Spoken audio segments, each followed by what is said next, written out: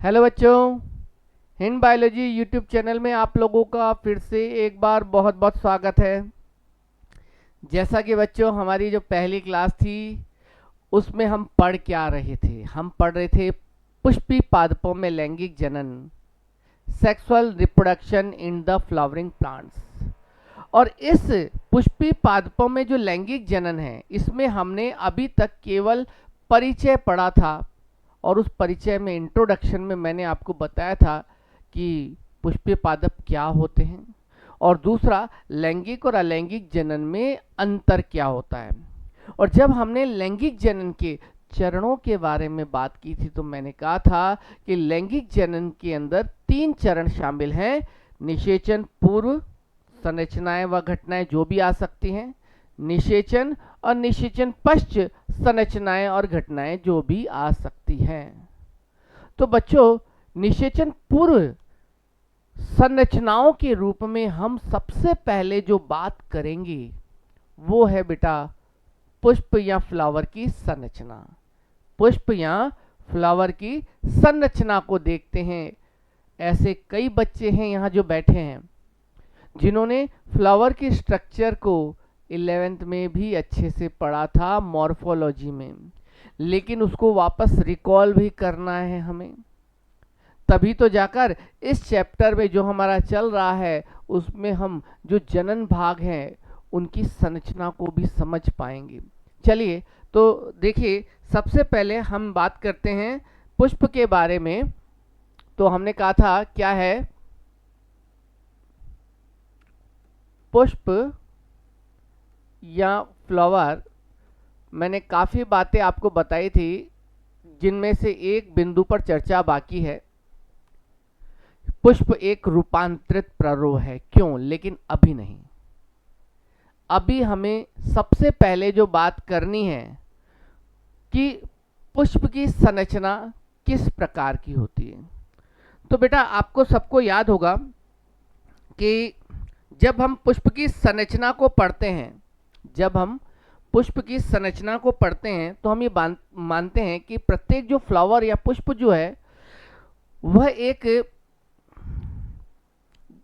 गोलाकार या शंक्वाकार संरचना के ऊपर उत्पन्न होता है। देखिए एक बार सब लोग,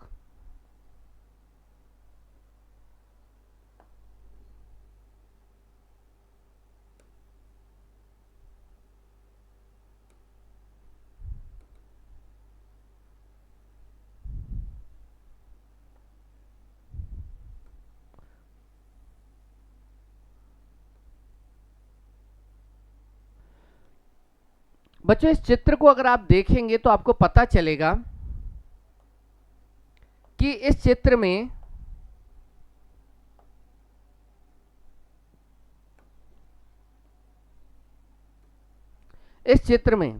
ये जो पुष्प है इसमें ये जो संरचना जो दिखाई दे रही है ये है पुष्पासन। क्या है? पुष्पासन यानी थैलेमस। क्या है? थैलेमस।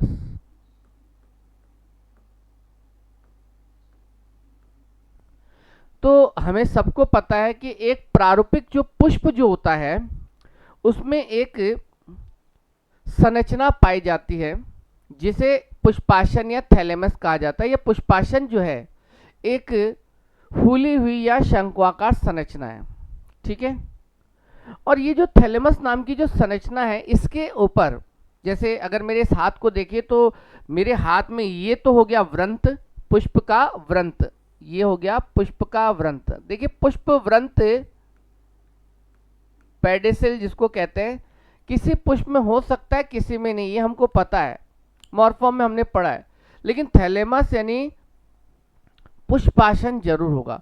तो ये जो पुष्पासन जो कि फूली हुई या शंक्वाकार संरचना है उसके ऊपर चक्र के रूप में, देखिए ये चक्र के रूप में विभिन्न पुष्पीय उपांग पाए जाते हैं। क्या पाए जाते हैं? पुष्पीय उपांग पाए जाते हैं चक्र के रूप में। और ये पुष्पीय उपांग जो होते हैं उनमें देखिए जो ये हरे रंग का जो भाग है इसको हम सब जानते हैं, इसका नाम क्या है? ये है बेटा बाह्य दल। क्या है ये? बाह्य दल यानी सेपल। आपके घरों के आसपास में कोई भी फ्लावर अगर आपके पास में पड़ा हो तो उस पुष्प में, फ्लावर में आप देखिएगा ये जो बादल जो होते हैं ना, ये होते हैं हरे रंग के, जैसा कि इसमें चित्र में आपको दिखाया गया है। ठीक है, और ये बादल एक सदस्य का नाम है। लेकिन अगर हम कहें किसी फूल में बादल एक नहीं बहुत सारे होते हैं, चक्र के रूप में होते हैं, अलग अलग पौधों में अलग अलग हैं। जैसे मैं अगर कहूँगा सरसों के अंदर बादलों की संख्या 4 है तो गुड़हल में 5 होती है। अब ये तो पुष्प की लंबवत काट है, तो इसमें तो हम पूरे सारे सदस्यों को नहीं दिखा सकते ना चक्र के रूप में, तो एक सदस्य का नाम तो है बेटा बादल। लेकिन बेटा ये पूरा का पूरा जो चक्र जो होगा उसका नाम होगा बेटा क्या, बादल पुंज। क्या होगा, बादल पुंज। यानी बादल पुंज बादलों से मिलकर बना एक चक्र है। ठीक है, ऐसे ही अगर मैं आपको कहूं ये जो है रेड कलर की, इस पुष्प में रेड कलर की लाल रंग की संरचनाएं दिखाई दे रही है, जिनको हम साधारण भाषा में पंखुड़ी कहते हैं। लेकिन जब हम विज्ञान में बात करते हैं, बायोलॉजी में बात करते हैं, तो ये बेटा कहलाते हैं क्या, दल कहलाते हैं। क्या कहलाते हैं बेटा, दल यानी पेटल। दल यानी पेटल। और ये पेटल एक नहीं बहुत सारे होते हैं, तो उनका जो चक्र है वो क्या कहलाता है, दलपुंज कहलाता है, कोरोला कहलाता है। तो सबसे पहले बादल पुंज, उसका प्रत्येक सदस्य बादल, बादल हरे रंग के होते हैं। जबकि दूसरा जो चक्र है उस चक्र का नाम है दलपुंज यानी कोरोला, उसका प्रत्येक सदस्य दल कहलाता है। एक बात हमेशा ध्यान रखिएगा, ये जो बादल जो कि हरे रंग के होते हैं, वे पुष्प के अंदर वाले भागों को सुरक्षा प्रदान करने का कार्य करते हैं कली अवस्था में। ध्यान दीजिएगा, अगर आपके पास में कोई पुष्प की कली है, ठीक है, पुष्प कली का है, बड है, फ्लोरल बड है, तो आप देखिएगा जो बादल बाहर की तरफ सबको ढके हुए रहते हैं। तो ये बादलों का कार्य होता है कली अवस्था में पुष्प के भीतरी भागों को सुरक्षा प्रदान करना। ठीक है, लेकिन अगर आप देखेंगे ये जो दलपुंज है जिसका प्रत्येक सदस्य दल है, इन दलों का रंग अलग अलग होता है। ये रंगीन होते हैं, आकर्षक होते हैं। ज्यादातर जिन पौधों में कीटों द्वारा परागण होता है या पक्षियों द्वारा परागण होता है या जंतुओं द्वारा परागण होता है, उनमें ये बड़े आकर्षक होते हैं, सुंदर होते हैं। क्यों? क्योंकि इनका कार्य होता है परागण की क्रिया है तो परागकर्ता को आकर्षित करना। परागकर्ता से मतलब समझ लो पॉलिनेटर्स, यानी जैसे कीट हैं वगैरह या अदर, उनको आकर्षित करना होता है। हमें भी ये बड़े आकर्षक लगते हैं इनकी वजह से। अलग अलग पौधों में दलपुंज जो होता है ना, उसकी आकृति भी अलग अलग हो सकती है। ज़्यादा आपको अगर इसकी थ्योरी पढ़नी है तो 11th क्लास के अंदर जो मॉर्फोलॉजी है उसमें पुष्प की संरचना में पूरा वर्णन आपको मिलेगा। फिलहाल मुझे चूंकि इस चैप्टर के अकॉर्डिंग बात करनी तो उस पर भी ध्यान देंगे। अब ध्यान दीजिएगा, ये तो हो गया बाहरी चक्र बादलपुंज, फिर दलपुंज, दलपुंज का प्रत्येक सदस्य दल। अब यहाँ पर ध्यान रखिएगा, आपको ये जो संरचना दिखाई दे रही है, देखिएगा ये जो संरचना किसी पुष्प में आपको पीले कलर की कुछ संरचनाएं दिखाई देंगी। वास्तव में ये जो संरचना है, अगर मैं इसको यहाँ पर आपको दिखाऊं, अलग से दिखाता हूं एक बार, ठीक है, अलग से अगर मैं दिखाऊं यहाँ पर, तो ध्यान दीजिएगा इस प्रकार की संरचना आपको दिखाई दे रही होगी।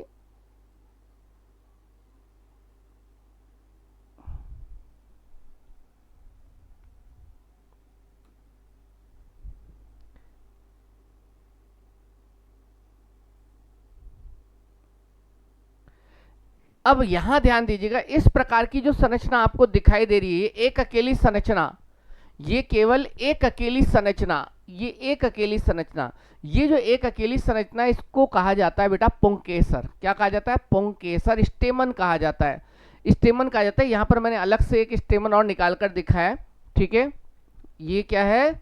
स्टेमन है।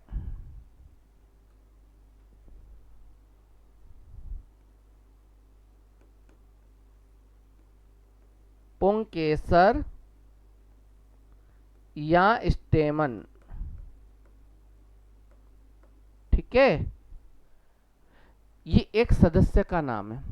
लेकिन उस पूरे चक्र जो है, उस पूरे चक्र को कहा जाएगा बेटा पुमंग। यानी ये पूरा का पूरा अगर मैं चक्र कहूं, पूरा का पूरा अगर मैं चक्र कहूं यहां पर,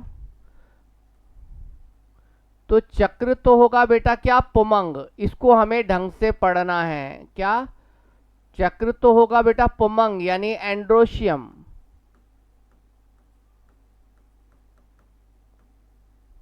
और उसका प्रत्येक सदस्य अगर कहूंगा, ईच यूनिट अगर कहूंगा, मैं इसको अगर निकाल कर अलग से अगर बताता हूं तो ये क्या है बेटा,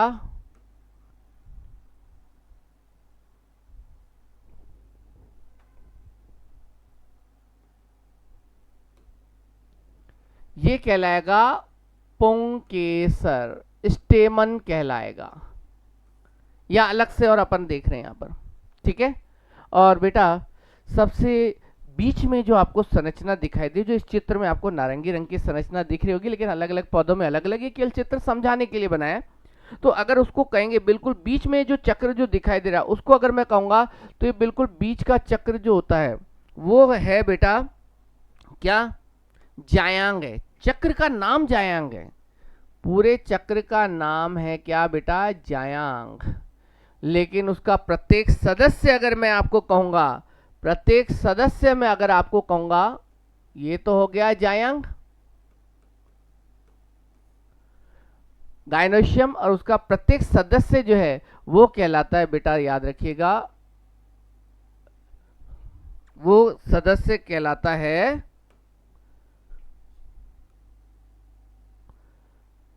अंडप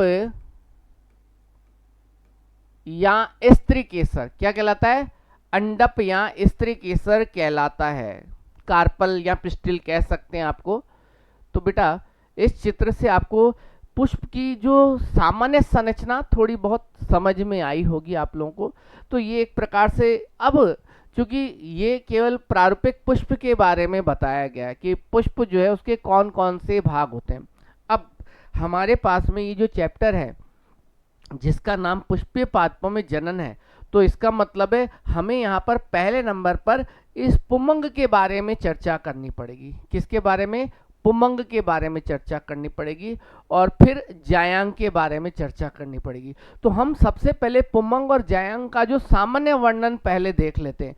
जब सामान्य वर्णन दोनों का पढ़ लेंगे तो उसके बाद में हम आंतरिक संरचना पर विचार करेंगे कि पुमंग में पुंकेसर की अंदर की संरचना, या पुंकेसर में परागकोश की संरचना किस प्रकार से होती है, उसमें परागकण किस प्रकार से बनेंगे। ऐसे ही जायांग में भी अंडप या स्त्री केसर जो होगा उसके अंदर बीजांड की संरचना कैसे होगी। मतलब एक प्रकार से अभी फिलहाल हम इसका जो कहते हैं ना पुमंग और जायांग का जो ओवरव्यू देखना चाहते हैं, जो 12th एनसीईआरटी में भी है। ठीक है, चलिए तो ये हो गई बात, आगे बढ़ते हैं हम लोग। तो जैसा कि मैंने आप लोगों को कहा, यहां पर एक प्रारूपिक पुष्प अगर है, ठीक है, एक प्रारूपिक पुष्प के निम्न भाग होते हैं, ध्यान रखिएगा कि निम्न भाग होते हैं। आप यूं भी कह सकते हैं एक प्रारूपिक पुष्प में थैलेमस या पुष्पासन नामक संरचना पर जो पुष्प के उपांग जो होते हैं, जो कि चक्रीय रूप में व्यवस्थित होते हैं, वो कौन कौन से हैं, ये कहने का मतलब है। ठीक है, निम्न भाग होते हैं, ठीक है,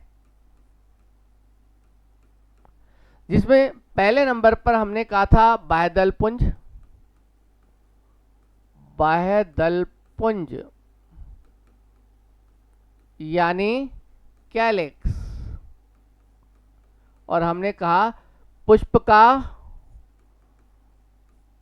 सबसे बाहरी चक्र, क्या, सबसे बाहरी चक्र है, पहली बात तो। ठीक है, और दूसरा मैंने कहा इसका जो प्रत्येक सदस्य है, प्रत्येक सदस्य क्या कहलाता है बेटा, अगर मैं आप लोगों को कहूं कि इसका प्रत्येक सदस्य क्या कहलाता है, तो ध्यान रखिएगा प्रत्येक सदस्य बाह्य दल कहलाता है, सेपल कहलाता है। ठीक है, और ये जो बाह्यदल हैं इनका अगर रंग अगर कहूं, मैं आपको क्या कहूं, अगर मैं इनका रंग अगर कहूं,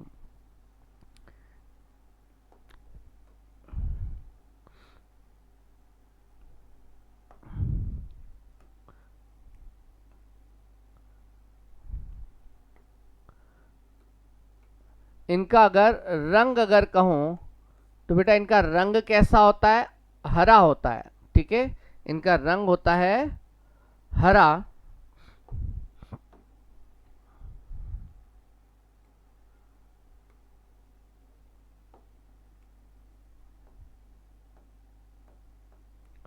और लास्ट अगर मैं कहूं कि इनका कार्य क्या है तो बताइएगा आप लोगों को, क्या कार्य बताया था इनका।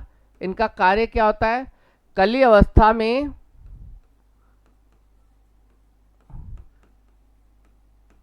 अवस्था में बड कंडीशन में पुष्प के भीतरी भागों की सुरक्षा।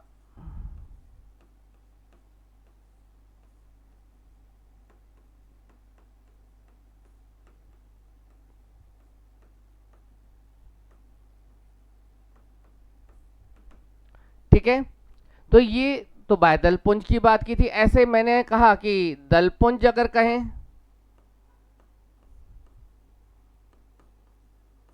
यानी कोरोला की अगर बात करें, पुष्प का रंगीन चक्र,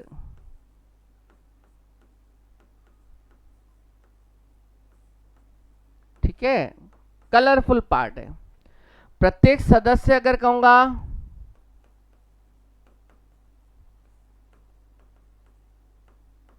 तो इसका प्रत्येक सदस्य क्या कहलाएगा बच्चों, क्या कहलाएगा बताइए, क्या कहलाएगा, ये कहलाएगा दल यानी पेटल। और जैसा कि हमने कहा था कि इनका रंग अगर कहें तो इनका रंग जो होता है वो होता है क्या,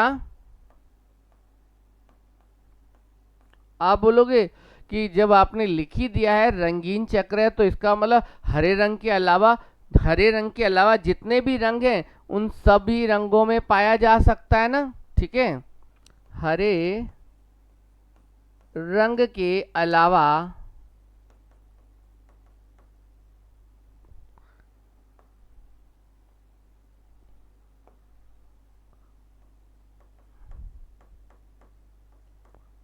सभी, हरे रंग के अलावा सभी रंगों में ये मिलेगा। और इसका अगर हम कहें बेटा कार्य क्या है, क्या कार्य क्या है, ठीक है, तो इसका कार्य है परागकर्ताओं को यानी कीटों या पक्षियों को परागण हेतु, पॉलिनेशन आगे पढ़ेंगे, पॉलिनेशन के प्रकार वगैरह भी कैसे होता है, तो परागण हेतु आकर्षित करना, अट्रैक्ट करना पॉलिनेटर को।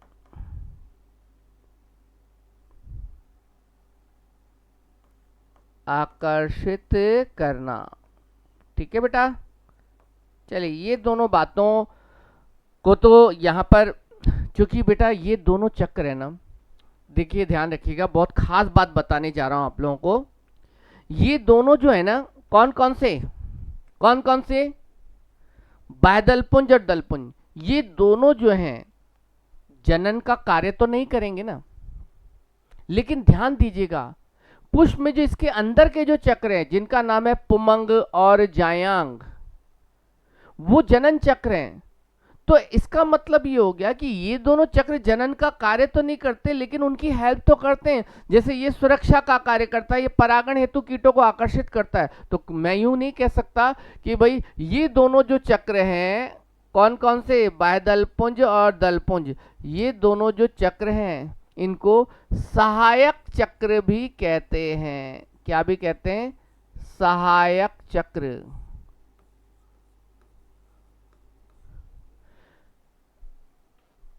देखिए ध्यान रखिए, एसेसरी वर्ड सहायक चक्र इसलिए कहा जा रहा है क्योंकि ये जनन में सहायता करेंगे। और चूंकि अगर किसी पुष्प में बाह्यदलपुंज और दलपुंज अगर ना भी हैं या किसी संरचना में रूपांतरित भी हो जाते हैं तो ऐसी स्थिति में ध्यान रखिएगा जनन तो नहीं करते ना, जरूरी तो नहीं है ना कि इनका होना। तो इसलिए ध्यान रखिएगा इन्हें सहायक चक्र भी कहते हैं। या फिर अगर मैं कहूं इनको अनावश्यक चक्र,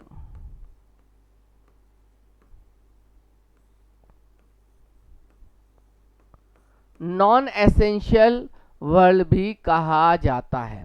ठीक है, एक बात और, हालांकि वो मॉर्फो से रिलेटेड है, लेकिन दिमाग में रखिए हर चीज को पढ़ना नहीं पड़ेगा बार बार।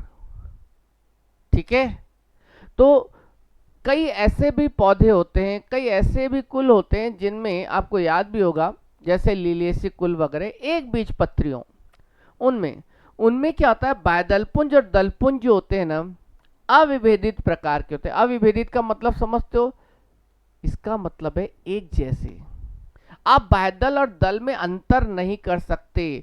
तो जब ऐसी अवस्था किसी में दिखाई दी जाती है कि बाह्यदलपुंज और दलपुंज अविभेदित हो, तब हम इसके लिए एक शब्द और काम में लेते हैं। ध्यान रखिएगा, एक शब्द और काम में लेते हैं जिनको कहा जाता है बेटा क्या, परिदलपुंज। क्या कहा जाता है, परिदलपुंज।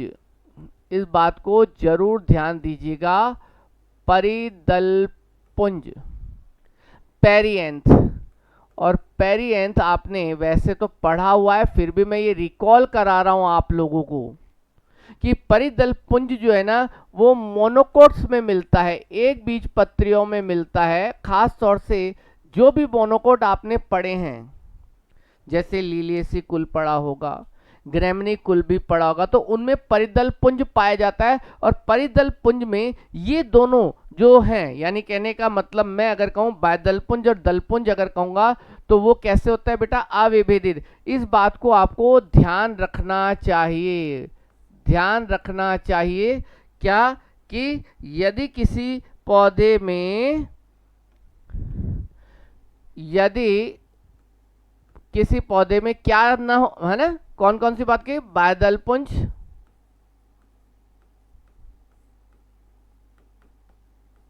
व दलपुंज कैसे हो बेटा, अविभेदित हो, अनडिफरेंशिएट हो, एक समान हो, अलग अलग न हो, कुछ भी कहें, यदि बाह्यदलपुंज और दलपुंज अविभेदित हो, तो उन्हें संयुक्त रूप से, तो उन्हें मिलाकर संयुक्त रूप से क्या कहते हैं बेटा, परिदलपुंज यानी पेरिएंथ कहते हैं। ठीक है, और परिदलपुंज का प्रत्येक सदस्य, ईच यूनिट अगर कहें, जैसे बाह्यदलपुंज का प्रत्येक सदस्य बाह्यदल या सेपल, दलपुंज का प्रत्येक सदस्य दल या पेटल। तो ध्यान दीजिएगा, बहुत महत्वपूर्ण क्वेश्चन है। अगर बाह्यदलपुंज और दलपुंज अविभेदित हो तो संयुक्त रूप से परिदलपुंज कहलाएंगे, तथा इनका प्रत्येक सदस्य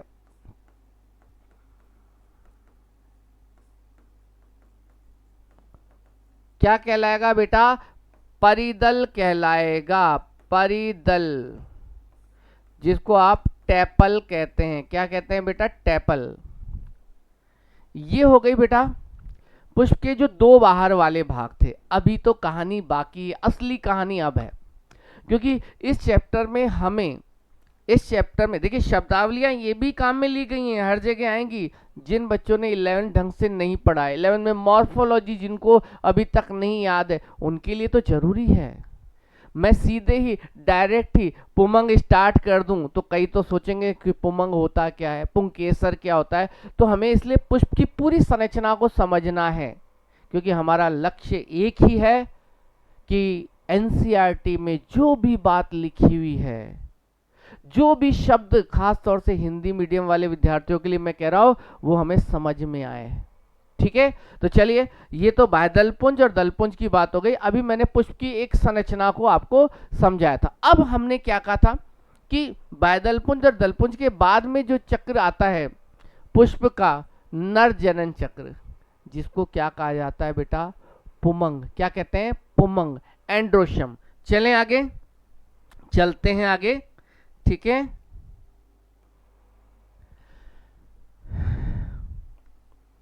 पुष्प का अगला चक्र, इस चक्र के बहुत महत्वपूर्ण बिंदु आपके 12th एनसीईआरटी में भी हैं। ठीक है, तो मैं पुमंग की सारी जानकारी यहीं लिखवा रहा हूं आप लोगों को, आपको दोबारा से आगे नहीं लिखवाऊंगा। क्यों? क्योंकि फिर मैं डायरेक्ट ही पराकोश की अनुप्रस्थ काट का वर्णन समझाऊंगा। ठीक है ना, इसलिए यहां पर पहले बता दे रहा हूं। तो तीसरा जो भाग मैंने कहा वो क्या है बेटा? पुमंग पुष्प का नर जनन चक्र, एंड्रोइशियम। ठीक है, पुमंग जैसा कि अभी पुष्प में बताया भी था, संरचना में मैंने अभी समझाया आप लोगों को। एक बार चाहे तो मैं एक बार फिर से आपको वो चित्र दिखा देता हूं, ठीक है, ताकि आपको ध्यान रहे।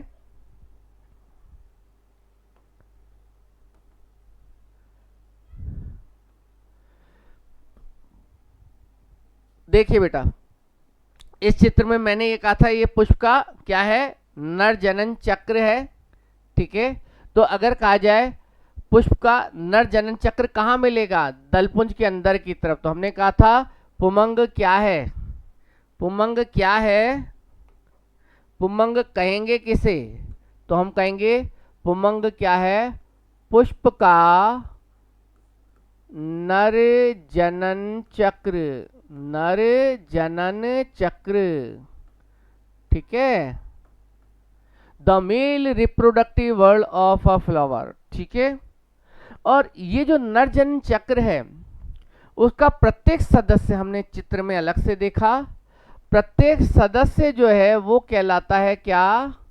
वेरी मोस्ट है, प्रत्येक सदस्य क्या कहलाता है? तो हम सबको पता है प्रत्येक सदस्य इसका जो कहलाएगा पुंकेसर कहलाएगा। पुंकेसर यानी स्टेमन। ठीक है, क्या कहलाएगा? स्टेमन। याद कीजिए, जब आपने जिम्नोस्पर्म पढ़े थे, अनावृत बीजी पढ़े थे, बहुत खास प्रश्न है समझिएगा। जब आपने जिम्नोस्पर्म पढ़े, अनावृत बीजी पढ़े, तो उसमें आपको याद है अनावृत बीजियों में पुष्प तो बनता नहीं है, उनमें तो बनते हैं शंकु। और उनमें भी हमने पढ़ा था नर शंकु भी बनते हैं और मादा शंकु भी बनते हैं।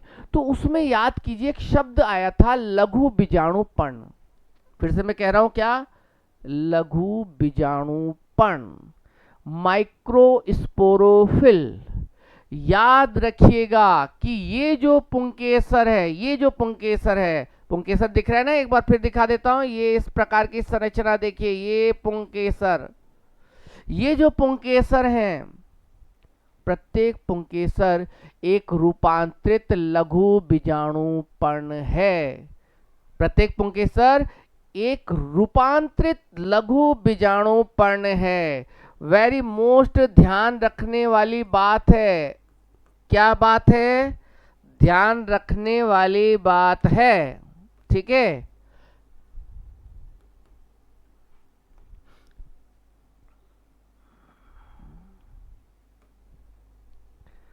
पुंकेसर यानी स्टेमन रूपांतरित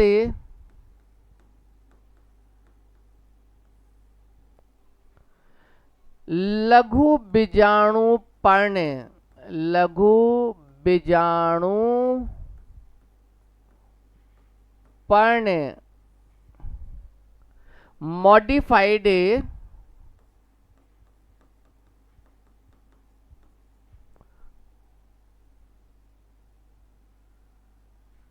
मॉडिफाइड माइक्रो स्पोरोफिल है। ठीक है, क्या है? रूपांतरित लघु बीजाणुपर्ण है। ठीक है, अब यहां ध्यान रखिएगा, हम ये कह रहे हैं कि ये एक रूपांतरित लघु बीजाणुपर्ण है। तो क्यों? आखिर क्यों? कारण क्या है? तो बेटा सीधी सी बात है, जब नाम बोला जा रहा है लघु बीजाणुपर्ण, और रिकॉल कीजिए, याद कीजिए जो पढ़ा था आपने कि ऐसे पत्ते जैसी संरचनाएं, ऐसी लीफ लाइक स्ट्रक्चर जिनमें लघु बीजाणु धानियां पैदा हों, और वो जो लघु बीजाणु धानियां यानी माइक्रोस्पोरेंजिया होंगी, उनके अंदर माइक्रोस्पोर पैदा होंगे, लघु बीजाणु पैदा होंगे। ठीक है ना। जिम्नोस्पर्मी पादपों में जो लघु बीजाणुपर्ण थे, उन पर लघु बीजाणु धानियां यानी माइक्रोस्पोरेंजिया पैदा होती हैं, और उन माइक्रोस्पोरेंजिया में माइक्रोस्पोर का डेवलपमेंट होता है by the process of the meiosis, अर्धसूत्रीय विभाजन के दौरान। तो यहां भी ऐसा है बेटा। अगर आप इस पुंकेसर के बारे में सोचें, और सोचे क्या पढ़ेंगे, सीधी सी बात है। तो ये जो पुंकेसर है, इस पुंकेसर में ऊपर ऊपर वाला ये जो हिस्सा है ना, ये परागकोश है। क्या है? परागकोश है, एंथर है। क्या है? एंथर है। और ये जो एंथर या परागकोश जो है, इस एंथर के अंदर क्रॉस सेक्शन देखेंगे आप तो पता चलेगा, इसके अंदर आपको लघु बीजाणु धानियां मिलेंगी। लघु बीजाणु धानियों के अंदर लघु बीजाणु मात्र कोश का अर्धसूत्रीय विभाजन करके लघु बीजाणु बनाएंगी। तो इसका मतलब ये जो पूरी संरचना जो पुंकेसर है, ये जो पुंकेसर किसके अंदर पाए जाते हैं? पुंकेसर जो हम पढ़ रहे हैं, पुष्पीय पौधे, आवृत बीजी। तो आवृत बीजी पौधों में ये जो पुंकेसर है, जिम्नोस्पर्म यानी अनावृत बीजियों के लघु बीजाणु पर्ण के समतुल्य होंगे या नहीं होंगे? तो इसका मतलब हम यूं भी कह सकते हैं कि ये जो पुंकेसर हैं, ये जो पुंकेसर हैं, अनावृत बीजियों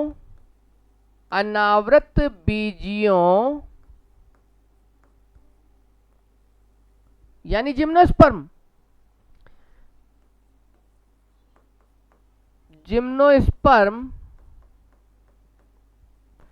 के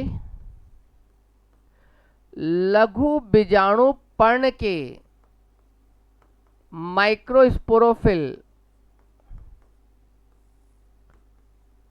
समतुल्य हैं। और कारण सीधा सा है, क्योंकि इनमें लघु बीजाणु धानियां होंगी, और लघु बीजाणु धानियों में लघु बीजाणु जनन द्वारा, माइक्रोस्पोरोजेनेसिस द्वारा लघु बीजाणु या पोलन बनेंगी। क्लियर हुई बात आप लोगों को? ठीक है, चलिए अब बेटा ये तो हो गई, अभी बात अभी पूरी नहीं हुई है। मैंने कहा आप लोगों को कि हम इस 12th क्लास के अंदर जो भी बातें हैं तरीके से करेंगे। तो अभी ये अगर एक पुंकेसर है, ऐसे कई पुंकेसर हो सकते हैं। अलग अलग पौधों में पुंकेसरों की लंबाई भी अलग अलग होती है। मॉर्फोलॉजी में आपने पढ़ा है, नहीं तो आगे जब 11th की क्लासेस होंगी तब मैं आपको और अच्छे से बताऊंगा। ठीक है, चलिए फिलहाल मैं एक काम करता हूं, यहाँ पर ये जो पुंकेसर जो आपको दिखाई दे रहा है, इसको यहाँ से निकाल लेता हूं, और फिर इसके भागों के बारे में चर्चा करते हैं कि ये पुंकेसर जो है इसकी संरचना किस प्रकार की होती है। चलें आगे।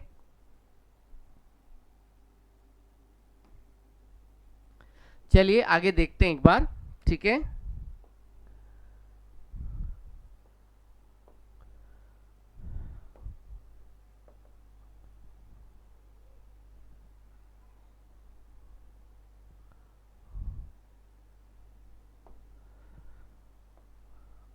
देखिए ये चित्र,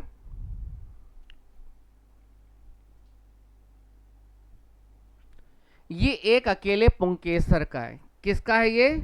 पुंकेसर का चित्र है ये है पुंकेसर स्टेमन यानी रूपांतरित लघु बीजाणु पर्ण। देखिए पुंकेसर की अगर बात करें तो एक प्रारूपिक पुंकेसर, एक प्रारूपिक स्टेमन जो होता है, उसके दो भाग आपको आसानी से दिख रहे हैं। एक तो ये वाला भाग आपको दिख रहा है आसानी से, ऊपरी भाग कह दो, अंतिम दूरस्थ भाग कह दो, टर्मिनल एंड कह दो, जो भी कह दो। तो ये जो है ये कहलाता है परागकोश।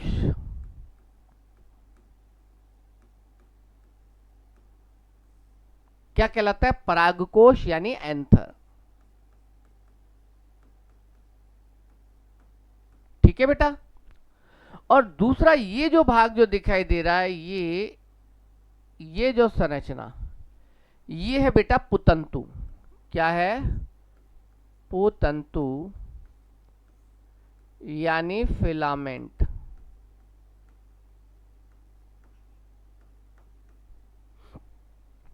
पुतंतु या फिलामेंट। तो अगर इस चित्र को हम देखें तो हम ये कह सकते हैं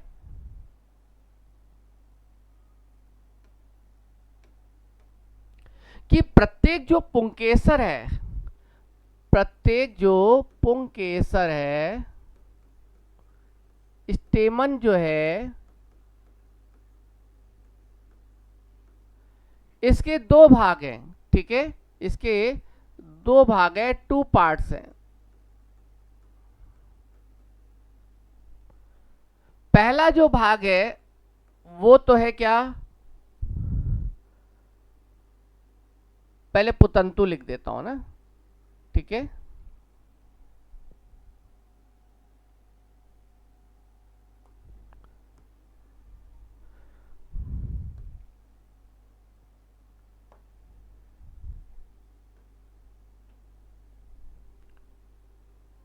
परागकोश लिख देते हैं, चलो परागकोश। ठीक है, एंथर,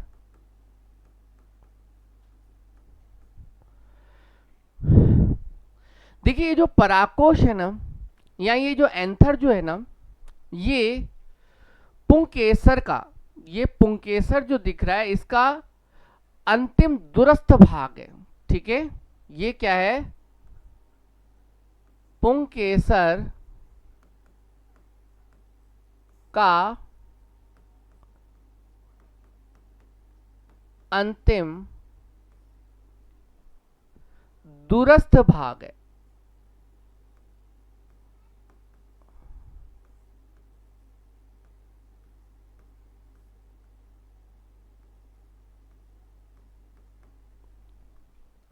और वास्तव में ये जो अंतिम दूरस्थ भाग जो आपको दिखाई दे रहा है ना, इसके अंदर आपको मिलेंगे लघु बीजाणुधानियां। क्या मिलेंगी, लघु बीजाणुधानियां।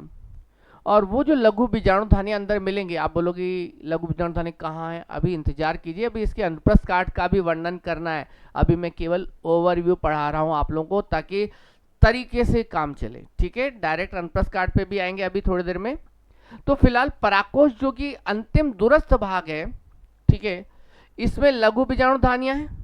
और वो जो लघु बीजाणुधानियां क्या बनाएंगी, परागकण बनाएंगी। परागकण यानी लघु बीजाणु बनाएंगी। तो हम ये कह सकते हैं कि ये जो परागकोश है इसमें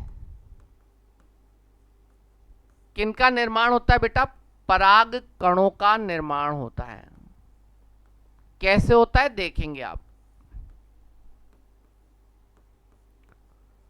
पराग कणों का निर्माण होता है। पराग कण, लघु बीजाणु, जो भी कहें, इनका निर्माण होता है। ठीक है,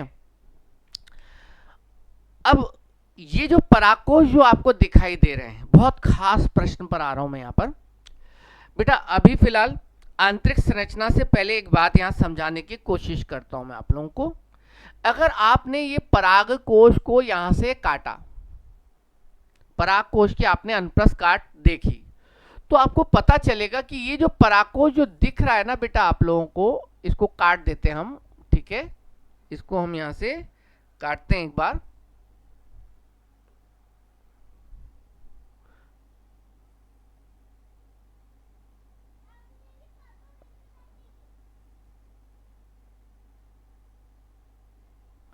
जब आप इसको काटेंगे तो आपको कैसा दिखेगा, ध्यान दीजिएगा इस प्रकार से।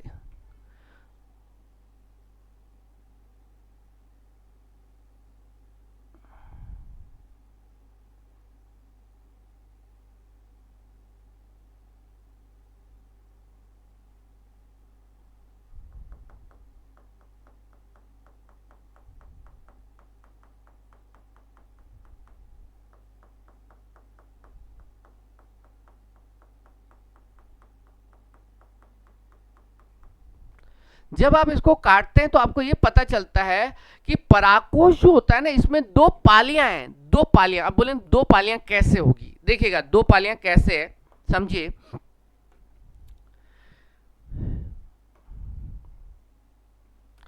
एक पाली तो है ये, ठीक है, एक पाली है ये, नंबर 1, ठीक है, पाली यानी लोब।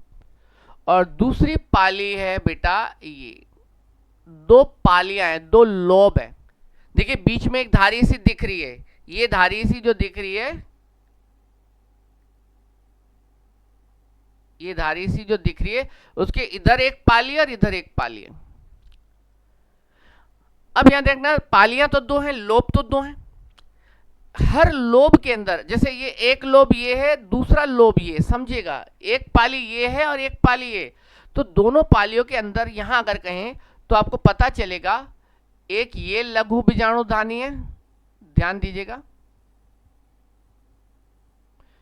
एक ये लघु बीजाणु धानी है, ऐसे इस पाली में भी एक ये लघु बीजाणु धानी है, लघु बीजाणु धानी यानी ऐसी धानी, ऐसी थैली समान संरचना जिसमें लघु बीजाणु बनेंगे, भरे रहेंगे। तो ऐसे में अगर आपको इस चित्र से समझ में आ रहा हो तो पता चल ही रहा होगा कि ये अगर मान लीजिए कि एक अगर पराग कोश की मैं अगर अनुप्रस्थ काट अगर काट रहा हूं, आगे डिटेल में पढ़ने वाले हैं, तो मैं कहूंगा एक प्रारूपिक परागकोश जो होता है कैसा होता है, द्विपालित, बाइलोब्ड होता है। हाँ है ना, द्विपालित है ना, दो पालियां दिखाई दे रही हैं ना, हर पाली के अंदर दो लघु बीजाणु धानियां हैं, दो थीका, आप थीका भी बोल सकते हैं, तो दो लघु बीजाणु धानियां हैं, तो इसका मतलब ये द्विकोष्ठीय कहलाएगा। ठीक है, थोड़ी सी शब्दावली को समझने की कोशिश कीजिएगा, एनसीईआरटी कहना क्या चाह रही है। प्रत्येक पाली में दो लघु बीजाणु धानियां हैं, दो थीका है, इसलिए इसको डाइथीसस, द्विकोष्ठीय कहेंगे। लेकिन बेटा टोटल अगर मैं आपको कहूं कितनी लघु बीजाणु धानियां हैं, तो आप बोलोगे सर 4 है ना, 1 2 3 4, 1 2 3 4, तो टोटल तो 4 लघु बीजाणु धानियां हैं। और टोटल 4 लघु बीजाणु धानियां अगर हैं तो हम इसको क्या कहेंगे, टेट्रास्पोरेंजिएट। क्या कहेंगे, टेट्रास्पोरेंजिएट, चतुर्बीजाणु धानिक। तो चतुर्बीजाणु धानिक कहने का मतलब 4 लघु बीजाणु धानियां हैं। बहुत खास क्वेश्चन यहां समझिएगा आप लोग, वेरी वेरी मोस्ट अगर मैं कहूं, वेरी वेरी मोस्ट अगर मैं कहूं तो क्या है, एक प्रारूपिक, एक प्रारूपिक, प्रारूपिक शब्द का मतलब समझते हैं, किताबों में प्रारूपिक प्रारूपिक लिखा होता है। प्रारूपिक का मतलब होता है कि जिसको हम उदाहरण के रूप में समझ सके, सामान्यतः, ज्यादातर, सामान्यतः शब्द के लिए, नॉर्मली, ज्यादातर, हम एक टिपिकल एग्जाम्पल लेते हैं जिसके आधार पर हम तय करते हैं कि दूसरों के गुण किस प्रकार से होंगे। तो प्रारूपिक, एक प्रारूपिक यानी सामान्यतः, एक प्रारूपिक परागकोश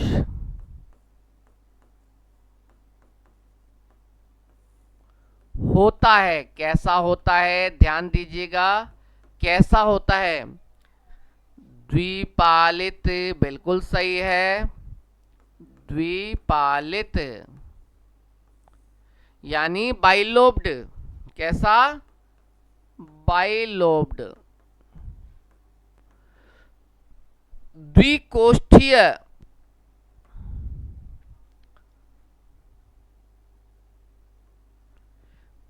द्विकोष्ठीय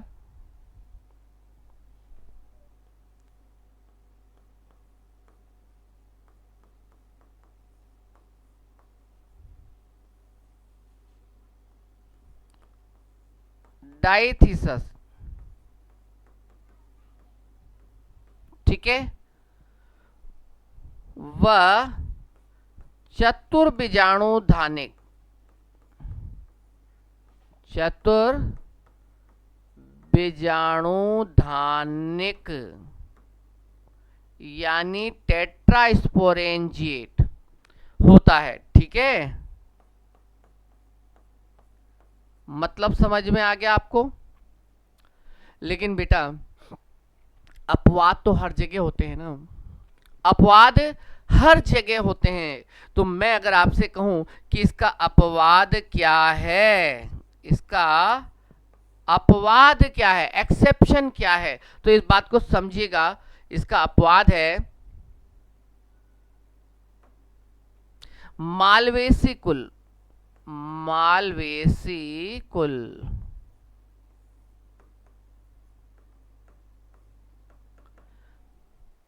मालवेसी कुल याद होगा। मालवेसी कुल का नाम आते ही आपके दिमाग में आना चाहिए कौन? गुड़हल यानी चाइना रोज, कपास और भिंडी। ये तीनों मालवेसी कुल के सदस्य हैं। और बेटा मालवेसी कुल के सदस्यों में अगर कहा जाए परागकोश द्विपालित नहीं, एक पालित ही होता है। ऐसी स्थिति में जो यहाँ द्विकोष्ठीय नहीं, आप उसकी जब काट देखेंगे तो वृक्काकार से दिखाई देगी, हम उसको एक कोष्ठीय कहते हैं। और ध्यान रखना, दो बीजाणु धानियां पाई जाती है। तो अपवाद है मालवेसी कुल, जिसमें परागकोश कैसा होता है? परागकोश एक पालित, ठीक है, यानी एक पालित का मतलब यूनिलोब्ड, एक कोष्ठीय, मोनोथीसस व द्विबीजाणु धानिक होता है। कैसा होता है? द्विबीजाणु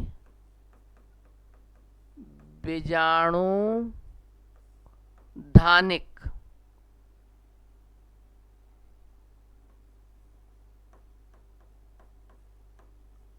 द्विबीजाणु धानिक होता है। ठीक है, चलिए फिलहाल जनरल बातें हो गई, क्लियर हो गया होगा। एक दो बातें और है, अनुप्रस्थ काट में फिर डिस्कस करूंगा एक दो चीजों का। कि देखिए, जो एक पाली एरी दूसरी पाली एरी, तो दोनों पालियां एक दूसरे के लंब, ऐसे मतलब कहते हैं ना, एक दूसरे के साथ साथ चल रही हैं।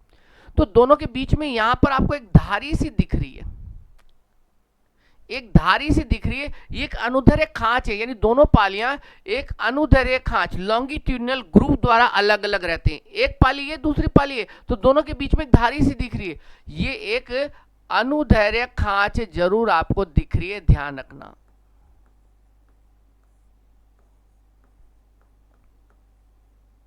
बाकी अनुप्रस्थ काट में अपन इसको चर्चा और करेंगे, क्योंकि जब आप इसके दोनों लघु बीजाणु धानी एक पाली में देखेंगे तो उनके साथ में यहां पर ध्यान रखिएगा, एक कहने का मतलब है स्फुटन रेखा दिखाई देगी।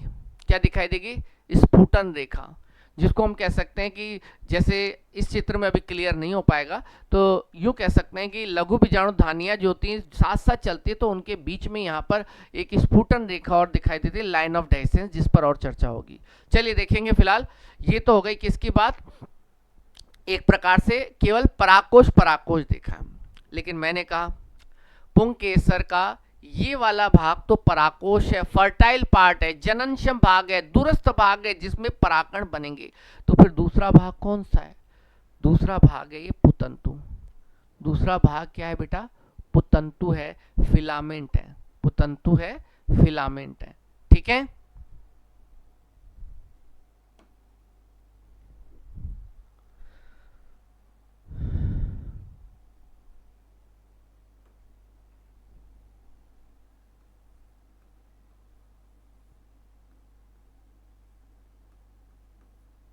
पुतंतु यानी फिलामेंट।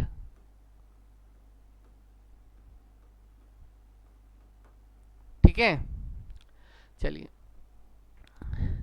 देखिए, जब अभी हमने एक परागकोश के बारे में बात की थी, सॉरी पुंकेसर के बारे में बात की थी, तो हमने कहा कि ये इस प्रकार से, ये तो परागकोश था, ठीक है, और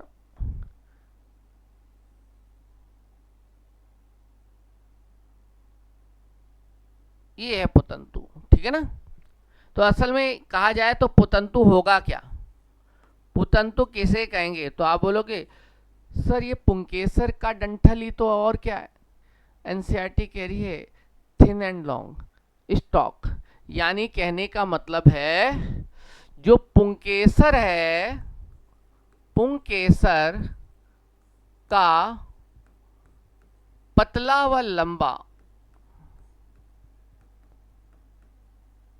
क्या है ये? डंठल है।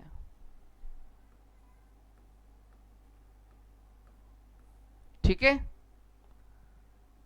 चलिए अब एक खास बात समझिएगा।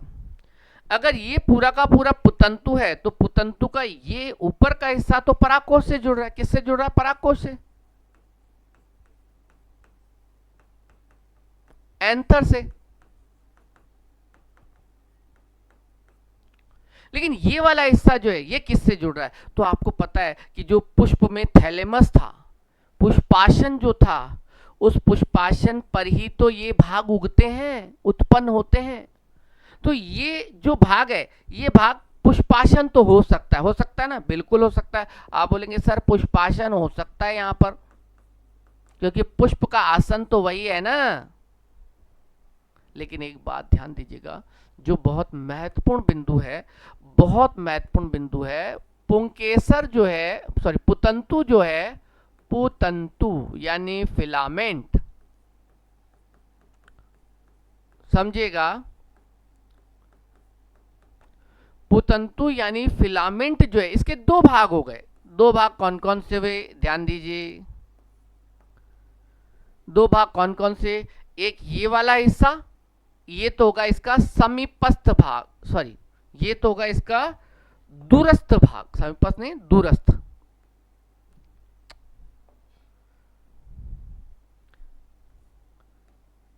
दूरस्थ भाग, किसका दूरस्थ भाग?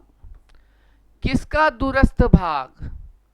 पुतंतु का दूरस्थ भाग। और ये वाला जो है ये है समीपस्थ।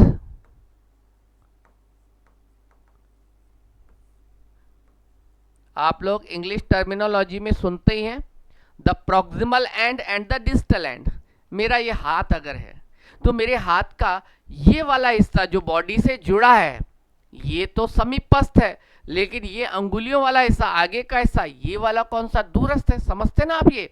तो बेटा समझिएगा कि पुतंतु जो है उसका अगर आपसे कहा जाए समीपस्थ वाला भाग कहां जुड़ रहा है,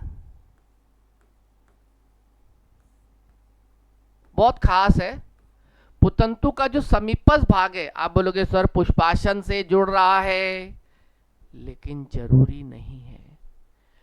अगर आप मालवेसी कुल के बारे में सोचें, फिर वही बात, मालवेसी कुल, मालवेसी कुल का मतलब वही गुड़हल, वही कपास, वही भिंडी, उनमें अगर आप जाएंगे तो आपको पता चलेगा कि उनमें पुंकेसर दल पर चिपके होते हैं। पुंकेसर कहां चिपके होते हैं? दल पर, मतलब पुष्पाशन पर नहीं, कहां पर? दल पर चिपके होते हैं। तो उसे हम कहते हैं ना दल लग्न अवस्था, एपिपिटेलस कंडीशन। तो इसका मतलब जरूरी नहीं है यहां पुष्पाशन हो, दल भी हो सकता है, पेटल भी हो सकता है। लेकिन आप बोलेंगे फिर लिलिएसी कुल का क्या करें? लिलिएसी कुल, प्याज लहसुन वगैरह, उनका क्या करें? उनमें अगर देखेंगे उनके पुष्पों में तो ये जो पुंकेसर होते हैं, 6 पुंकेसर होते हैं, याद है ना? वो पुंकेसर के पुतंतु जो होते हैं परिदल से जुड़े होते हैं। क्या? परिदल से जुड़ी होती है, एपिफाइलस कंडीशन, परिदल लग्न अवस्था। तो बेटा परिदल भी तो हो सकता है यहां पर, क्या भी हो सकता है? परिदल भी तो हो सकता है।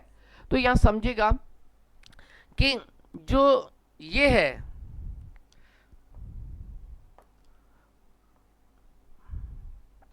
जो पुतंतु है उसका समीपस्थ भाग पुष्पाशन से जुड़ा हो सकता है,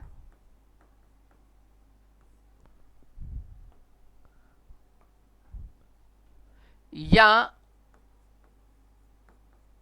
दल से जुड़ा हो सकता है, या परिदल से।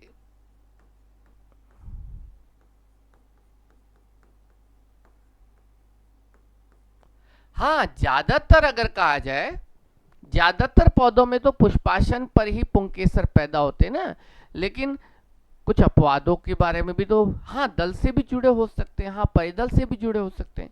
और अगर कहा जाए ये वाला हिस्सा, पुतंतु का ये वाला हिस्सा, दूरस्थ हिस्सा, ये दूरस्थ हिस्सा जो है, दूरस्थ भाग जो है,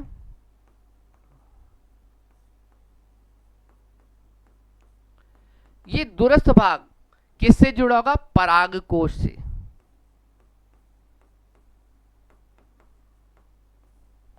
परागकोश से जुड़ा, ठीक है। और आप ध्यान रखें, वैसे पूछा नहीं जाता, लेकिन ये वाला हिस्सा जो है ना, जो ये जुड़ा हुआ हिस्सा है, ये वाला हिस्सा, ये वाला हिस्सा, इसको ना बेटा योजी कहा जाता है। योजी, कनेक्टिव, क्या कहा जाता है? योजी कहा जाता है, ठीक है। तो इस तरीके से हमने पुंकेसर के बारे में भी बात कर ली। हमने पुष्प का नरजनन चक्र क्या है उसके बारे में चर्चा की। पुष्प का नरजनन चक्र क्या है? पुमंग है, उसका प्रत्येक सदस्य पुंकेसर कहलाता है। पुष्प का नरजनन चक्र पुमंग है, पुमंग यानी एंडोशियम, उसका प्रत्येक सदस्य पुंकेसर कहलाता है। पुंकेसर के भी भागों के बारे में हमने बात कर ली। चलिए, अब पुष्प का आखिरी जो सदस्य है, जिसको हम कहते हैं स्त्री केसर, उसको समझेंगे, ठीक है। मतलब स्त्री केसर नहीं, क्या कहेंगे? जायांग, ठीक है। चक्र का नाम तो जायांग है ना, और जायांग का प्रत्येक सदस्य क्या कहलाएगा? स्त्री केसर कहलाएगा। उस पर भी बात कर लेते हैं, क्योंकि इसको कंप्लीट कर लेते हैं आज, ठीक है। तो अगला चौथा जो भाग है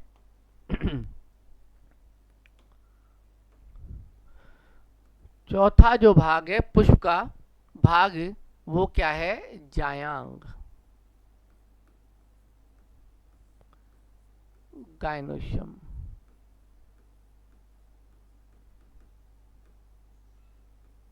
ठीक है। गायनोशियम पुष्प का कैसा चक्र है? मादा जनन चक्र। पुष्प का मादा जनन चक्र है, ठीक है। पुष्प का मादा जनन चक्र है, फीमेल रिप्रोडक्टिव वर्ल्ड है। जैसे अगर मैं आपको कहूं कि पुष्पासन जो था, उस पुष्पासन पर से मैं बायदलों को हटा देता हूं, दलों को हटा देता हूं, पुंकेसरों को भी हटा देता हूं। अब आपको जो बीच में संरचना दिखाई देगी, देखिएगा, आप लोगों को मिलती है, देखिएगा एक बार।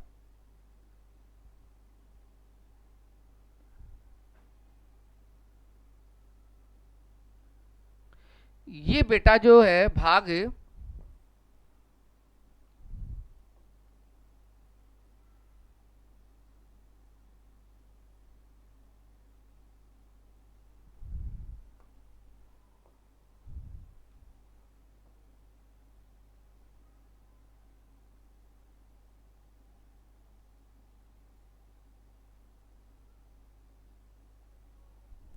ये है बिल्कुल बीच में पाया जाने वाला चक्र, मादा जनन चक्र, जायांग। बेटा ये पूरा चक्र है। आप बोलोगे सर चक्र नहीं पता चल रहा है। बेटा इसके लिए क्या इसका सेक्शन काटना पड़ता है, तब अंदर के भागों का पता चलता है। क्योंकि अलग अलग पौधों में भाई अंडप जो इसके भाग है उनकी संख्या अलग अलग होती है, जुड़े भी हो सकते हैं अलग अलग, वो भी डिस्कस होगा आगे। तो पुष्प का मादा जनन चक्र, मादा जनन चक्र सबसे भीतरी चक्र होता है। कौन सा? सबसे भीतरी चक्र, सबसे भीतरी चक्र होता है, सबसे भीतरी चक्र।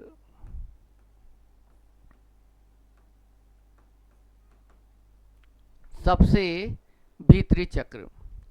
और अगर कहा जाए इसका प्रत्येक सदस्य क्या कहलाएगा, तो प्रत्येक सदस्य बेटा, इसका प्रत्येक सदस्य जो है कहलाता है, क्या कहलाता है? अंडप कहलाता है। अंडप, जिसको आप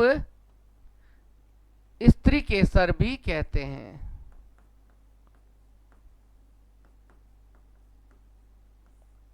इंग्लिश में कहें तो कार्पल या पिस्टिल, ठीक है। अब मैं अगर कहूं इस चित्र को अगर देखें तो आप बोलोगे अंडपों की संख्या है, मुझे तो एक ही दिख रही है। जरूरी नहीं है बेटा, किसी पुष्प में जो जायांग है उसमें एक अंडप हो सकता है, एक से ज्यादा भी। अब एक तो दिख रहा है, एक से ज्यादा कैसे पता चलेगा, उस पर भी बात होगी। तो बेटा अंडकों की जो संख्या होती है, अंडकों की संख्या अगर कही जाए तो अगर एक अंडक है, केवल एक ही कार्पल है, जैसे आपने पढ़ा था फेबेसी कुल के अंदर मटर में, तो एक अंडपी अवस्था होती है, एक अंडपी मोनोकार्पलरी अवस्था। तो एक अंडपी या मोनोकार्पलरी अवस्था में एक ही अंडप है, सिंगल कार्पल है, सिंगल पिस्टिल, जो कि कह सकते हैं एक ही पिस्टिल पाया जाएगा, ठीक है, जायांग में। और उदाहरण अगर मैं कहूंगा तो उसके उदाहरण है मटर है, सेम है, जो कि फेबेसी कुल के। लेकिन बेटा इसके साथ में आपको और भी ध्यान रखना है, आम जो होता है ना, आम का फल आपने पढ़ा है, तो आम भी एक अंडपी ही होता है, मैंगो भी एक अंडपी ही होता है, आम भी कैसा होता है बेटा, एक अंडपी। ऐसे अगर मैं कहूं आपको नारियल, कोकोनट, वो भी एक अंडपी ही होता है। लेकिन अगर आपसे कहा जाए कि एक से अधिक अंडप, एक से अधिक अंडप हो सकते हैं, एक से अधिक अंडप भी हो सकते हैं। जब एक से अधिक अंडप होते हैं तो दो अंडप है तो द्विअंडपी, दो से ज्यादा है तो बहुअंडपी। तो बाई टू मल्टी कार्पलरी हो सकता है, द्विअंडपी भी हो सकता है यानी बाई कार्पलरी, या बहुअंडपी भी हो सकता है। ये शब्दावलियां यूज में ली जाती हैं, ध्यान रखिएगा। बाई टू मल्टी कार्पलरी, दो भी हो सकते हैं, दो से ज्यादा। अब मैं यहां पर कहता हूं मान लो इसमें दो अंडप है, आप लोग सर बेवकूफ बना रहे हो। हाँ है बेटा, अगर हम इसका यहां से सेक्शन काटेंगे तब जाकर हमें अंदर पता चलेगा कि इसके अंदर दो अंडप है, तीन अंडप है, चार अंडप है, पांच अंडप है, छह अंडप है, ज्यादा है। समझ रहे हैं? तो कुल मिलाकर अंडपों की संख्या बेटा एक से अधिक भी हो सकती है। लेकिन जब अंडपों की संख्या एक से अधिक हो, अगर अंडपों की संख्या एक से अधिक हो, ध्यान दीजिएगा, यदि, एक मिनट,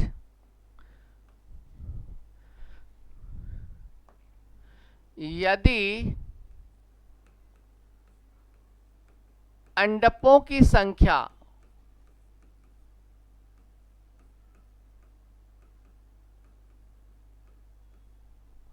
एक से अधिक हो, ठीक है, जैसा मैंने आपको बताया द्विअंडपी भी हो सकता है, त्रिअंडपी भी हो सकता है, अलग अलग बहुअंडपी भी हो सकता है, मल्टी कार्पलरी भी हो सकता है। तो एक से अधिक हो अगर, इसमें बेटा अगली क्लास जब होगी, हालांकि अगली भी नहीं कहूंगा मैं, जब मैं आपको जायांग के अंदर जो वर्णन कराऊंगा आंतरिक संरचना, बीजांड की संरचना के बारे में, ओव्यूल के बारे में, तब कुछ चित्र दिखाऊंगा। आपकी एनसीईआरटी में चित्र दे रखे हैं, जैसे गुड़हल का दे रखा है बहुअंडपी, ऐसे आपके माइचेलिया दे रखा है बहुअंडपी, ऐसे आपके जो क्या नाम है अफीम पॉपी दे रखा है, वो भी बहुअंडपी है, ठीक है ना। चलिए, फिलहाल अंडपों की संख्या एक से अधिक अगर हो, यदि अंडपों की संख्या एक से अधिक हो यानी बाई टू मल्टी कार्पलरी हो, तब तब क्या हो सकता है, तब बेटा ध्यान रखना है दो अवस्थाएं हो सकती हैं, दो अवस्थाएं हो सकती हैं। एक है जिसे कहा जाता है वियुक्तांडपी,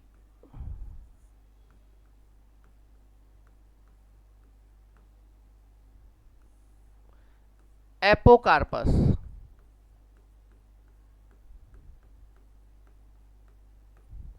ठीक है। इसका मतलब है किसी फूल में अगर दो या दो से ज्यादा अंडप है और वो अलग अलग दिखाई दे रहे हैं, जुड़े हुए नहीं है, जुड़े हुए नहीं है। माइचेलिया का चित्र एक बार आप एनसीईआरटी से देख लीजिएगा, बाकी आगे डिस्कशन होगा तो चित्र में दिखाऊंगा आप लोगों को।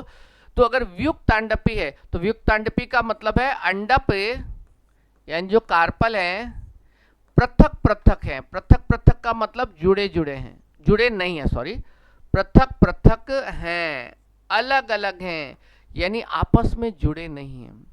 और इसका एग्जाम्पल आपको अभी फिलहाल ध्यान रखना है, एक तो ध्यान रखना है गुलाब यानी रोज है, ठीक है।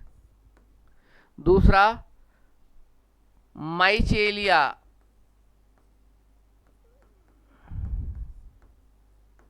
चंपा कहते हैं जिसको, क्या कहते हैं, चंपा। गुलाब है, माइचेलिया है, वह कमल है, लोटस है। लेकिन अगर बेटा जो अंडप मैंने अभी आपको एक चित्र में भी दिखाया कि जैसे आपको गुड़हल है, गुड़हल में आपने जायंग का सेक्शन काटा, 5 अंडप मिलेंगे, लेकिन बाहर से वो अलग अलग नहीं दिख रहे क्योंकि वो जुड़े हुए हैं, फ्यूज्ड हैं। तो उसको हम कहते हैं बेटा युक्त अंडपी, सिनकार्पस।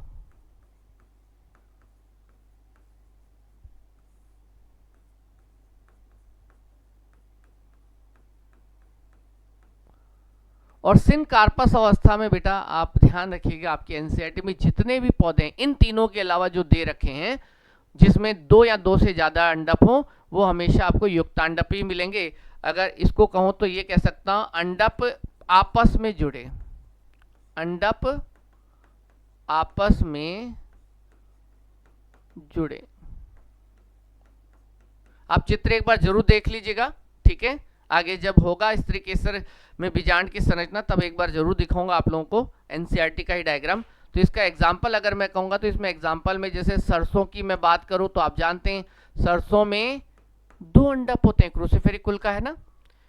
गुड़हल है, मालवेसी कुल का, 5 अंडप होते हैं, ठीक है, लेकिन युक्तांडप ही होता है। अगर मैं कहूंगा टमाटर की बात करूं तो टमाटर बेटा सोलेनेसी कुल का है, 2 अंडप होते हैं। और भी आप उदाहरण ले सकते हैं, बहुत सारे ऐसे एग्जाम्पल हैं ये। अब अभी वर्णन पूरा नहीं हुआ है। अब अगर कहूं कि मान लीजिए कि किसी भी पौधे में जैसे मैंने कहा जायांग में 1 अंडप हो या 1 से ज्यादा, और मैं मान लीजिए कि 1 अंडप को निकाल लेता हूं, उसमें से 2 अंडप थे, 1 निकाल लिया, जैसे इस चित्र में से देखते हैं एक बार वापस।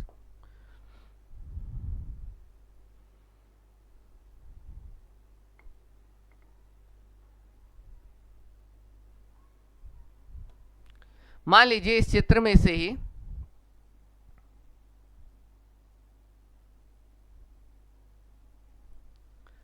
इस चित्र में ही अगर मैं कहूंगा ये है अंडप, ये जायांग है, और इस जायांग में मान लीजिए मैंने कहा 2 अंडप है, तो मैं इसमें से 1 अंडप को निकाल लेता हूं अंदर से, ठीक है, जुड़े हुए हैं लेकिन निकाल लेता हूं।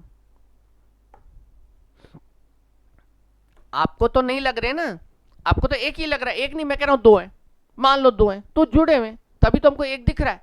तो ऐसे में ध्यान दीजिएगा, प्रत्येक जो अंडप जो होता है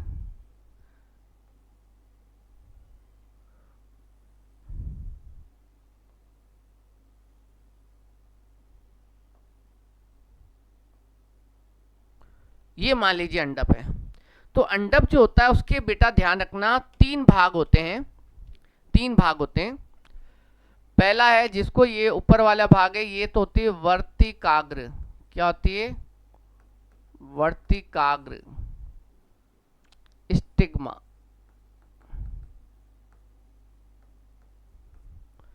और बेटा वर्तिकाग्र का कार्य क्या होता है, ये जो परागकोश है ना, इनसे जो परागकण निकलते हैं, क्या निकलते हैं, परागकण, छोटे छोटे है ना, परागकण निकलते हैं, वो परागकण परागकोश से निकलकर वर्तिकाग्र पर पहुंचते हैं, ठीक है। तो इसका वर्तिकाग्र का क्या कार्य है, समझ गए होंगे आप लोग कि वर्तिकाग्र का कार्य है पराग कोश से विमुक्त होने वाले पराग कणों को एक लैंडिंग प्लेटफॉर्म की तरह ग्रहण करना, ठीक है, ताकि परागकण यहां पर गिर जाए। तो परागकणों को ग्रहण करने का कार्य करते हैं। दूसरा ये जो भाग है यहां से यहां तक अगर कहूंगा तो ये है वर्तिका, क्या है, वर्तिका स्टाइल। ये एक लंबी व दीर्घित संरचना है, आपको दिख रही है लंबी व दीर्घित संरचना है। जब कोई परागकण यहां गिरता है ना बेटा, तो उससे पराग नलिका अंदर तक जाती है, इसी चैप्टर में पढ़ेंगे। पराग स्त्री केसर संकर्षण है, पोलन पिस्टल इंट्रैक्शन में पूरा पता चल जाएगा कैसे परागकण यहां गिरेगा, उसके बाद पराग नलिका अंदर बढ़ेगी।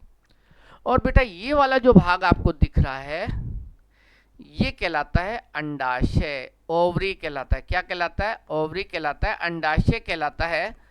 आप यूं कह सकते हैं कि जो स्त्री केसर या अंडप जो है इसका सबसे नीचे का फूला हुआ भाग, स्त्री केसर ये अंडप का निचला फूला हुआ भाग, और असल में बेटा इस अंडाशय के अंदर ही, इस अंडाशय के अंदर ही आपको बीजांड नाम की संरचना दिखेगी, बीजांड नाम की संरचना दिखेगी। क्या पाए जाएंगे बेटा इसके अंदर? बीजांड मिलेंगे आप लोगों को, बीजांड, ओव्यूल्स मिलेंगे, बीजांड।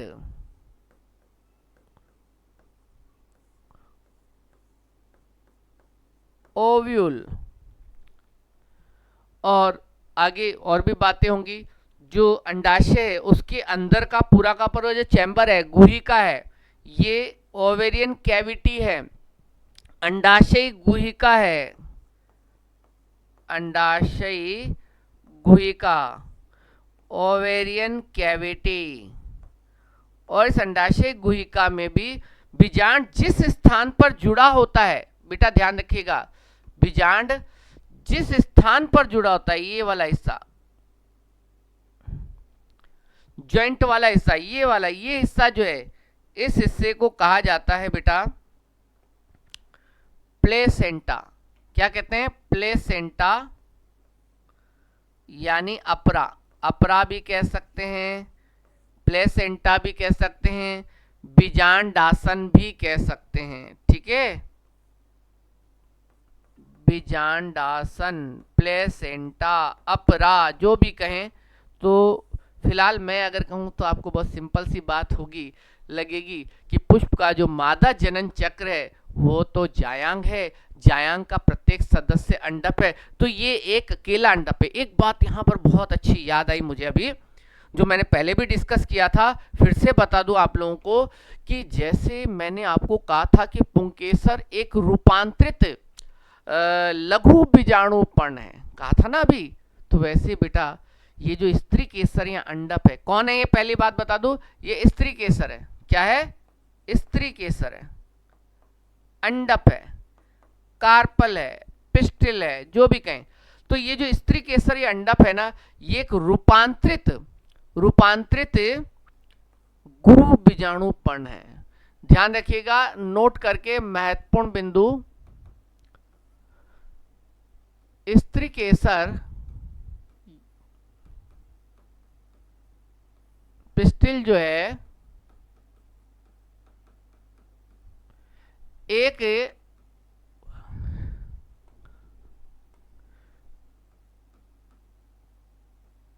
रूपांतरित,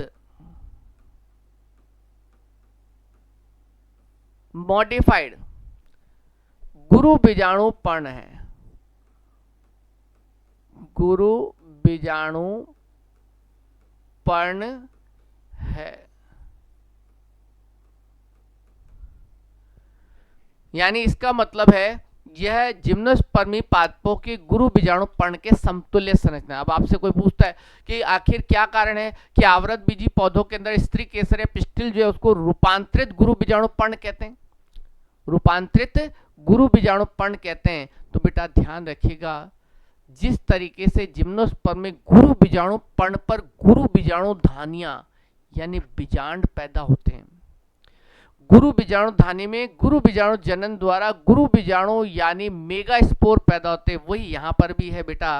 ये अगर मैं कहूँगा, ये स्त्री केसर जो है, अंडप जो है, इसके अंदर ये नीचे फूला हुआ भाग जिसे अंडाशय कह रहे हैं, ओवरी कह रहे हैं, उस ओवरी में बीजांड यानी ओव्यूल है। और बेटा ओव्यूल यानी बीजांड जो है वह एक प्रकार से गुरु बीजाणु धानी है। आप इसको अध्यावरण युक्त गुरु बीजाणु धानी कहते हैं। आगे वर्णन आएगा, बीजांड की संरचना आएगी, फिर ये बातें लिख लेंगे। तो ध्यान रखिएगा, रूपांतरित गुरु बीजाणु धानी है कौन? बीजांड। तो इसका मतलब ये हो गया, ये पूरा का पूरा जो स्त्री केसर है वो एक प्रकार से क्या है, पूरा का पूरा स्त्री केसर या अंडप क्या है बेटा? रूपांतरित गुरु बीजाणु पर्ण है। और सीधा सा है, इस अंडप या स्त्री केसर का अगर आपसे कार्य पूछे तो सीधी सी बात है, इस अंडप के अंदर बीजांड है, बीजांड के अंदर जो है गुरु बीजाणु धानी के अंदर गुरु बीजाणु पैदा होंगे, और फिर बाद में आप जब देखेंगे मादा युग्मक यानी अंड का निर्माण होगा, मादा युग्मक या अंड का निर्माण होगा, लेकिन अभी समय लगेगा पूरी प्रक्रिया को समझने के लिए। तो इस प्रकार से बेटा मैंने आप लोगों को पुष्प की संरचना में ही पुंकेसर और स्त्री केसर का जो कहते हैं प्रारंभिक वर्णन वो पूरा करवा दिया। इसमें काफी महत्वपूर्ण बिंदुओं पर भी अपन ने बात की है। मैं एक छोटी सी एक क्लिप और बनाऊंगा। एक जो मैंने आपको टर्म बोला था आप लोगों को, क्या बोला था याद है? लास्ट क्लास में ये कहा था कि पुष्प एक रूपांतरित प्ररोह है। क्यों पुष्प को रूपांतरित प्ररोह क्यों माना गया, मॉडिफाइड शूट क्यों माना गया? क्योंकि उससे पहले मुझे संरचना समझाना जरूरी था, क्योंकि काफी स्टूडेंट्स को याद होगा, काफी को नहीं भी होगा। कुछ बातें 11th एनसीईआरटी की, कुछ 12th की हैं, तो हमें 12th की कुछ लाइनों को भी तो समझना है।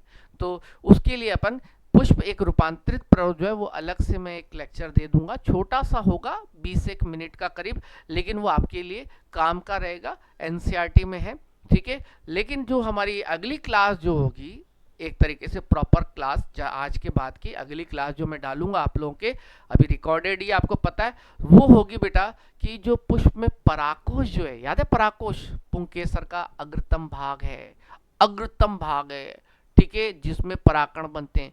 उस पराकोश की अनुप्रस्थ काट यानी उसकी आंतरिक संरचना कैसे, उसमें कैसे लघु बीजाणु जनन होगा, कैसे लघु बीजाणु या पराकण बनेंगे, ठीक है बेटा। तो बेटा चैनल पर लगातार बने रहने के लिए फिर से कह रहा हूं, अपडेट्स पता लगते रहें, उसके लिए आपको इस चैनल को सब्सक्राइब जरूर करना है, ठीक है। रिकॉर्डेड क्लास है तो इसको प्लानिंग करके ही तैयार करना पड़ता है समय के अनुसार। लाइव क्लासेस भी स्टार्ट करूंगा जब आपकी इच्छा होगी, ठीक है बेटा। तो आज के लिए इतना ही काफ़ी है। बहुत बहुत धन्यवाद।